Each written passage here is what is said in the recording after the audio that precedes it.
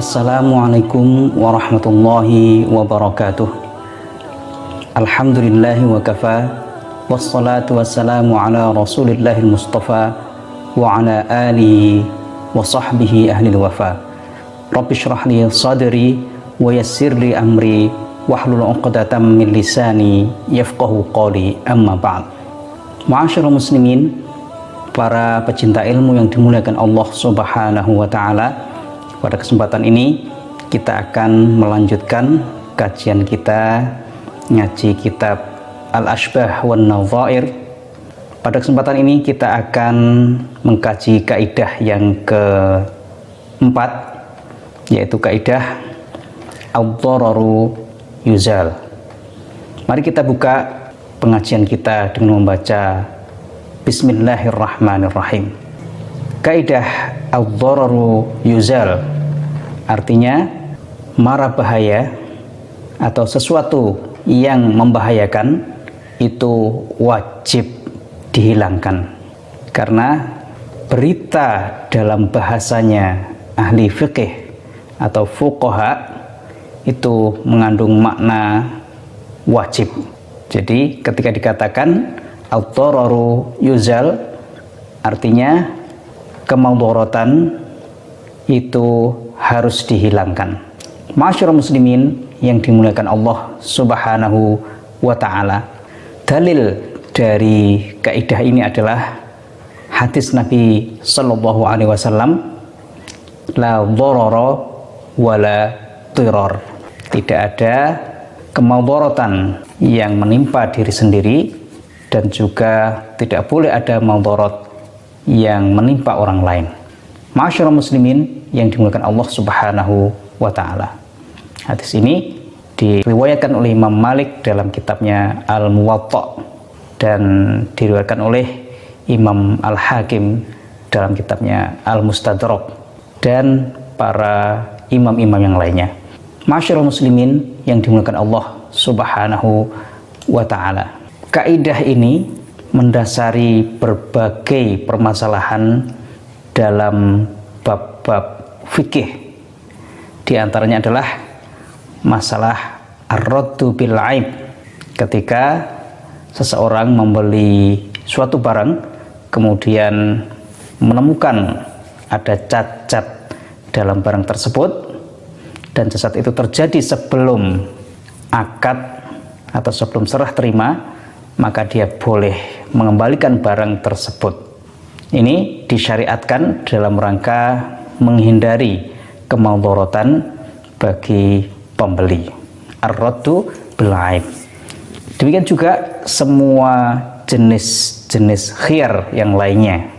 Kemudian disyariatkan juga adanya at-ta'zir. Kemudian disyariatkan adanya iflasul mushtari, bahwa seorang pembeli dianggap pailit sehingga transaksinya tidak diluluskan. Ma'asyiral muslimin yang dimuliakan Allah Subhanahu wa taala. Demikian juga termasuk dalam kaidah ad-dhararu yuzal ini masalah asy-syuf'ah. Syuf'ah adalah hak untuk membeli secara paksa dari pembeli karena dia telah membeli suatu barang dari partnernya, dari syariknya tanpa sepengetahuannya. Atau kalau dalam mazhab Hanafi, dari seorang tetangga yang telah menjual tanahnya misalnya tanpa pemberitahuan kepada tetangganya, maka tetangganya tersebut punya hak namanya syuf'ah, hak untuk membeli barang tersebut dari pembelinya secara paksa dengan harga yang telah diberikan oleh pembeli tersebut kepada penjualnya. Ma'asyiral muslimin yang dimuliakan Allah Subhanahu wa taala, syuf'ah ini disyariatkan dalam rangka untuk menghindari kemadaratan pembagian, baik itu dengan partnernya, syariknya, kongsinya, ataupun dengan tetangganya menurut mazhab Hanafi tadi. Dengan juga disyariatkan qisas dalam rangka untuk menghindari kemudaratan, agar orang tidak dengan sembarang dia membunuh orang lain.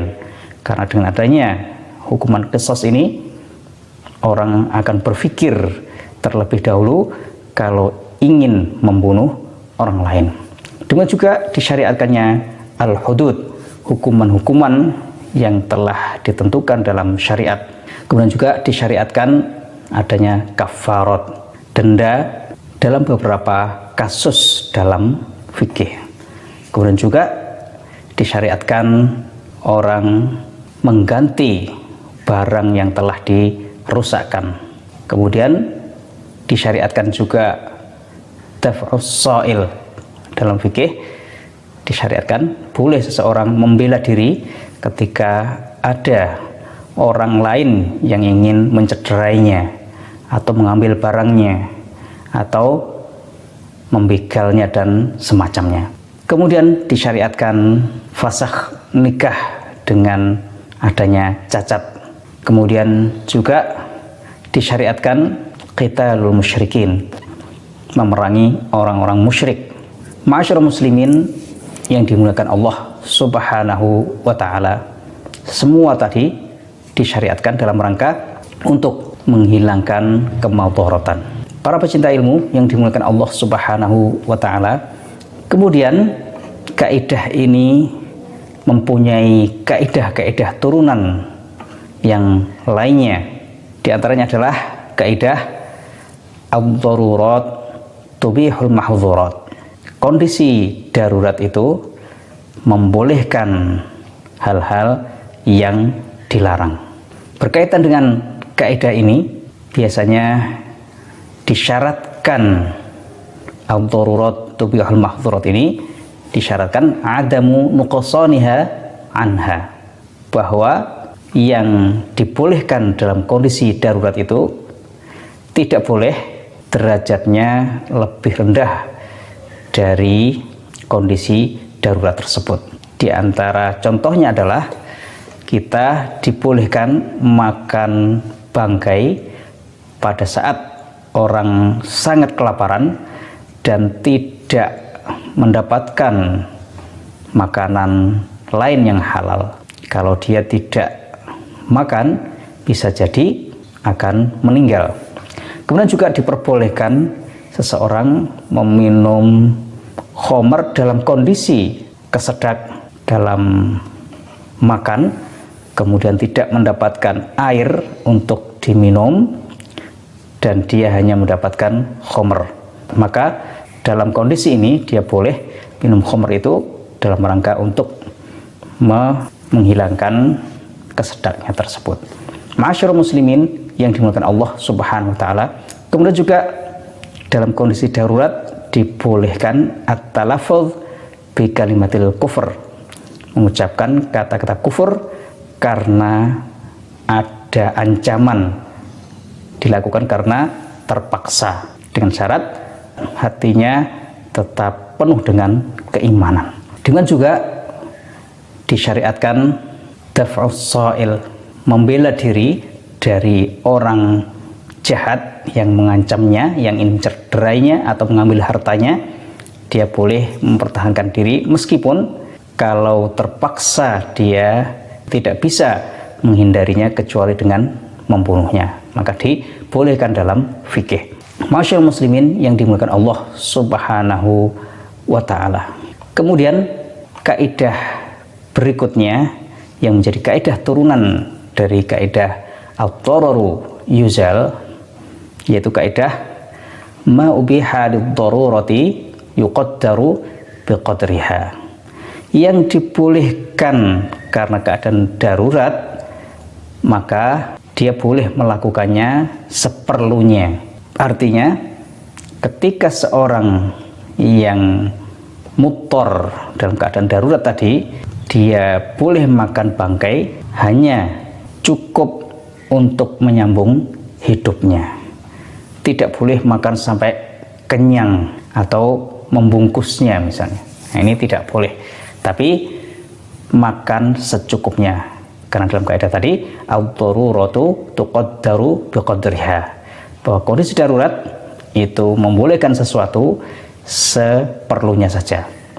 Ma'asyiral muslimin yang dimuliakan Allah Subhanahu wa ta'ala. Kemudian juga dalam contoh kaidah ad-daruratu tuqaddaru biqadriha, misalnya ada seorang yang melakukan fastu, itu seperti bekam, maka seorang orang asing yang melakukan fastu kepada seorang perempuan, maka wajib ditutup lengan perempuan itu dan tidak membukanya kecuali yang harus dibuka karena harus dilakukan fastu di tempat itu. Ini karena kaidah tadi ad-daruratu tuqaddaru biqadriha. Jadi kondisi darurat diperbolehkan dalam kondisi ini melakukan sesuatu seperlunya saja, tidak boleh melebihi dari yang diperlukan.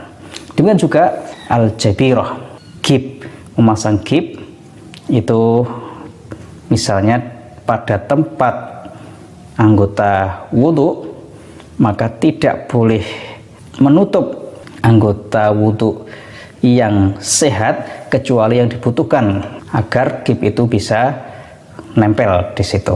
Ma'asyiral muslimin yang dimuliakan Allah Subhanahu wa ta'ala. Ada pengecualian dari kaidah ini.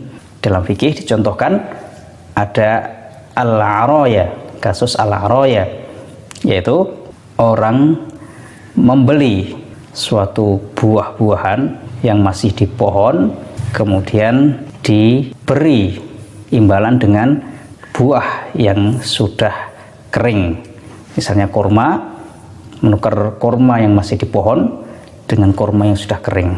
Ini al-araya. Al-araya itu asalnya dibolehkan untuk orang-orang fakir, tapi kemudian menurut qaul yang ashah dibolehkan juga untuk orang-orang yang kaya.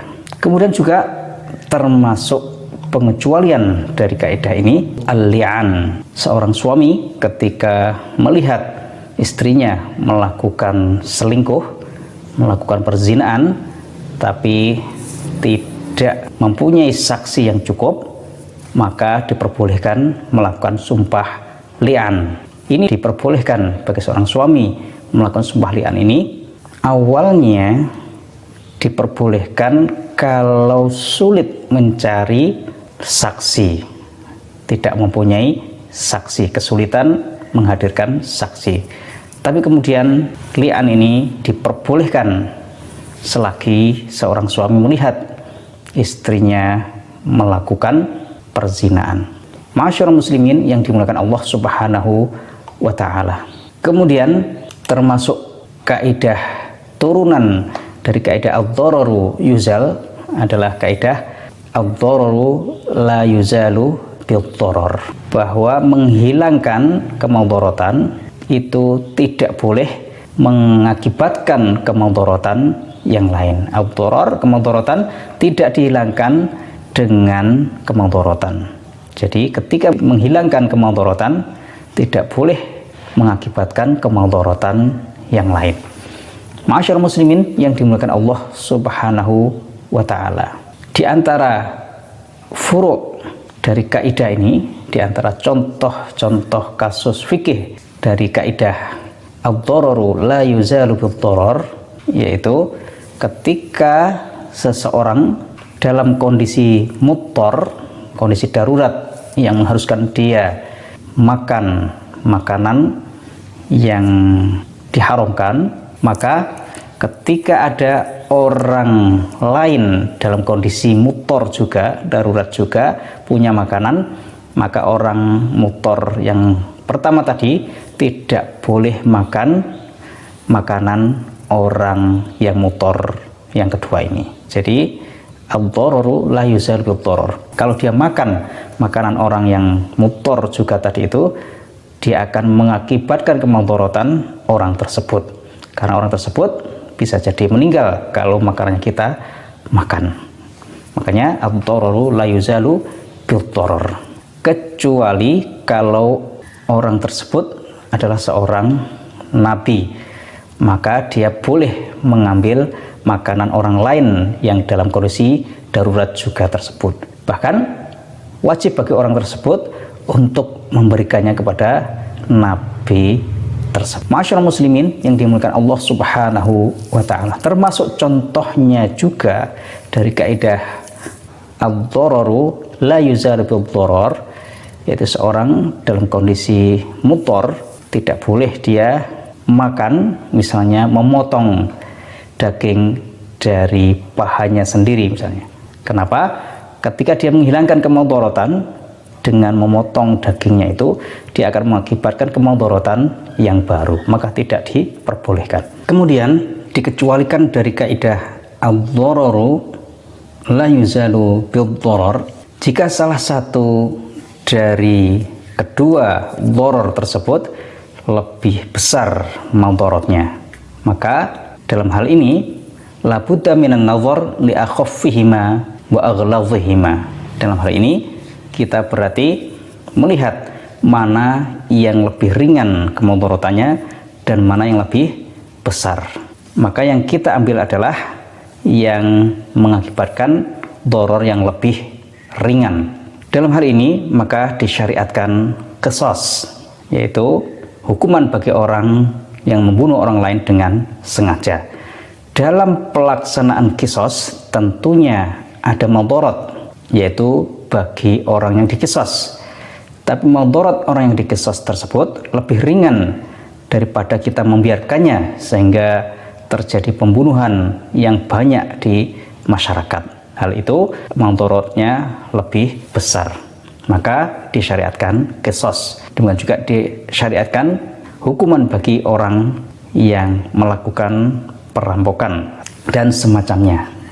Itu semuanya dalam pelaksanaan hukuman-hukuman tersebut ada madaratnya, tapi madaratnya lebih ringan daripada tidak dilaksanakan hukuman-hukuman tersebut. Maka dari itu muncul kaidah berikutnya, yaitu idza ta'arada mafsadatani ru'ya a'dhamuhuma dararan birtikabi khaffihima. Ketika bertentangan antara dua mafsadah, dua kerusakan, maka diperhatikan mana yang lebih besar madaratnya, kemudian kita ambil, kita lakukan hal yang mengakibatkan madarat yang lebih kecil. Kaidah ini senada dengan kaidah darul mafasid aula min jalbil masalih. Ketika ada maslahah dan mafsadah bertentangan, maka yang dikedepankan adalah bagaimana kita bisa menolak kerusakan. Kenapa? Karena syariat itu lebih mengedepankan masalah-masalah yang dilarang dari hal-hal yang sifatnya perintah. Maka Rasulullah SAW bersabda, "Idza amartukum bi amrin fa'tu minhu mastata'tum wa idza nahaitukum an syai'in fajtanibuh." Jika aku perintahkan kepada kalian suatu hal, maka lakukan semampu kalian. Dan jika aku larang kalian dari suatu hal, maka tinggalkanlah. Ma'asyiral muslimin yang dimuliakan Allah Subhanahu wa taala, maka boleh meninggalkan sebagian kewajiban karena adanya kesulitan yang tidak terlalu berat. Seperti boleh misalnya kewajiban berdiri dalam sholat. Ketika ada kesulitan untuk berdiri dalam sholat, maka diperbolehkan kita melakukan dengan duduk dan seterusnya. Demikian juga ketika dalam safar, dalam perjalanan pada bulan Ramadan, kita diperbolehkan fitr, meninggalkan puasa Ramadan. Ma'asyiral muslimin yang dimuliakan Allah Subhanahu wa ta'ala, kemudian diantara contoh dari kaidah tersebut adalah bahwa berlebihan dalam berkumur-kumur dan istinsyak, menghirup air ke hidung, itu sunnah hukumnya, tapi makruh bagi orang yang berpuasa. Kemudian juga kita menyela-nyela rambut, itu hukumnya sunnah pada saat berwudu, tapi makruh hukumnya bagi orang yang sedang ihram. Ma'asyiral muslimin yang dimuliakan Allah Subhanahu wa taala. Kemudian terkadang kita memperhatikan kemaslahatan ketika maslahah itu lebih besar dari mafsadah. Contohnya adalah dalam sholat, terkadang ketika ada syarat yang tidak bisa dilakukan, misalnya toharoh, bersuci, atau menutup aurat, atau menghadap kiblat. Meninggalkan syarat-syarat ini adalah mafsadah, karena kita ketika menghadap Allah Subhanahu wa taala, kita disyaratkan harus menghadap dengan kondisi yang sempurna. Tapi ketika ada halangan, ada uzur dan tidak bisa dilakukan, maka sholat tetap harus dilaksanakan. Boleh melakukan sholat meskipun ada syarat-syarat tersebut yang tidak terpenuhi. Ini dalam rangka taqdiman limaslahatis shalah ala hadhil mafsadah, mendahulukan kemaslahatan sholat daripada mafsadah meninggalkan beberapa syarat tadi itu. Ma'asyiral muslimin yang dimuliakan Allah Subhanahu wa taala. Demikian juga berbohong itu tentunya suatu mafsadah, suatu kerusakan yang diharamkan. Tapi ketika berbohong itu dalam rangka untuk mewujudkan kemaslahatan yang besar, maka diperbolehkan. Contohnya adalah berbohong dalam rangka untuk melakukan islah antar sesama manusia, atau untuk melakukan islah terhadap seorang istri. Tentunya berbohong itu ada mafsadahnya, tapi islah, melakukan perdamaian antara manusia, itu kemaslahatan yang besar. Maka mafsadah tersebut diabaikan, sehingga kita diperbolehkan berbohong dalam rangka untuk melakukan islah di antara manusia. Ma'asyiral muslimin yang dimuliakan Allah Subhanahu wa taala. Ini semuanya kembali kepada irtikabu akhaffi al-mafsadatain atau irtikabu akhaffi ad-dararain. Kita melakukan sesuatu yang mengambil kerusakan yang paling ringan, kemudaratan yang paling ringan. Ma'asyiral muslimin yang dimuliakan Allah Subhanahu wa taala. Kemudian di antara kaidah turunan dari kaidah ad-darar yuzal adalah kaidah al-hajatu tanzilu manzilat ad-darurati amatan kanat au khassah, bahwa kebutuhan yang mendesak itu bisa menduduki kondisi darurah, sehingga membolehkan sesuatu yang dilarang, baik itu sifatnya umum ataupun khusus. Di antara contoh hajah, kebutuhan yang sifatnya umum, yaitu disyariatkan dalam fikih tentang akad-akad seperti akad ijarah, sewa menyewa, ju'alah, sayembara, hawalah, memindahkan piutang, tagihan piutang kepada orang lain, dan semacamnya.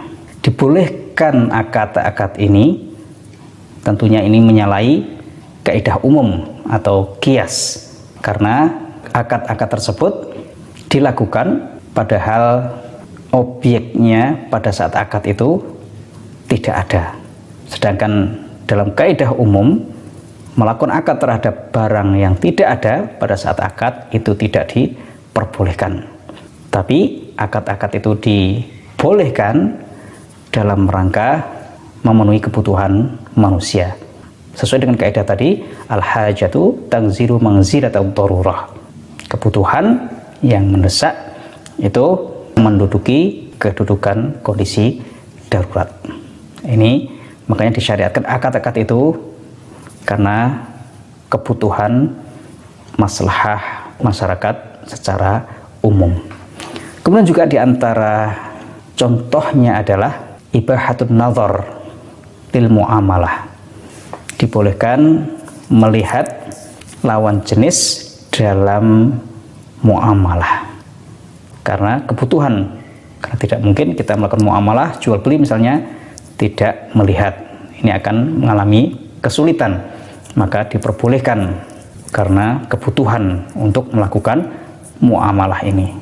Ma'asyiral muslimin yang dimuliakan Allah Subhanahu wa taala, kemudian di antara contohnya juga adalah boleh makan dari harta ghanimah pada saat ada di daril harb, pada saat di negara orang-orang kafir setelah peperangan itu. Ini dibolehkan karena lil hajah, karena kebutuhan. Tidak disyaratkan bahwa dia makannya tidak ada orang lain. Ma'asyiral muslimin yang dimuliakan Allah Subhanahu wa taala, masih banyak lagi contoh-contoh yang lainnya.